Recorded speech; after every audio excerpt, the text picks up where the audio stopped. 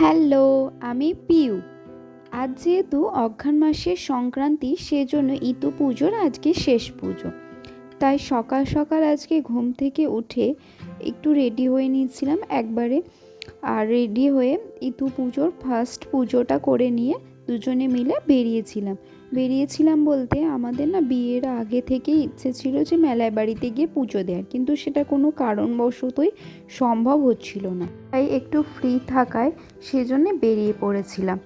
কি বলো তো, কথায় আছে ঠাকুর যদি টানায় সে তুমি যেভাবেই হোক যাবে, কিন্তু ঠাকুর যদি না তোমায় টানায় তুমি যাই করো না কেন তুমি ঠিক পৌঁছতে পারবে না। ব্যাপারটা সেরকমই। আমরা এতদিন ধরে যাব বলছিলাম কিন্তু যেতে পারছিলাম না, আর আজকে সেরকমই যাওয়া হয়েছিল। আজ যেহেতু মঙ্গলবার আর অঘ্রাণ মাসের সংক্রান্তি, সেই জন্যে মন্দিরে না খুবই ভিড় ছিল। ভিড়ের জন্য না সেরকমভাবে কোনো মন্দিরের ভিডিও ক্লিপ আমি বা ঠাকুরের ভিডিও ক্লিপ আমি নিতে পারিনি। তবে আমরা ভিড়টা একটু অপেক্ষা করেছিলাম, করার পর বেশ ভালোভাবেই পুজোটা দিতে পেরেছি।